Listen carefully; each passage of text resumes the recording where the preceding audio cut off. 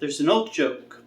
Two elderly women are at a Catskills mountain resort, and one of them says, "Boy, the food at this place is really terrible." And the other one says, "Yeah, I know. And such small portions." Well, that's essentially how I feel about life.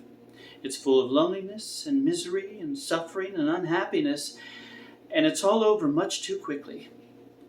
The other important joke for me is one that's usually attributed to Groucho Marx, but I think it originally appears in Freud's Wit and its relation to the unconscious, and it goes like this. I'm paraphrasing. "I would never want to belong to any club that would have someone like me for a member." That's the key joke of my adult life in terms of my relationships with women. Lately the strangest things have been going through my head because I turned 40 and I think I'm going through a life crisis or something. I don't know. And I'm not worried about aging. I'm not one of those characters. Although I am balding slightly on top, I think that's about the worst you could say about me. I think I'm going to be better as I get older. I think I'm going to be the balding virile type, as opposed to, say, the distinguished gray, for instance. Unless I'm neither of those two.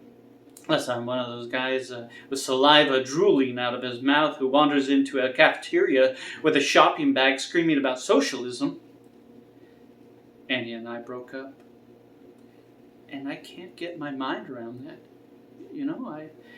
I keep sifting the pieces of the relationship through my mind and examining my life and trying to figure out where did the screw up come, and a year ago, we were in love.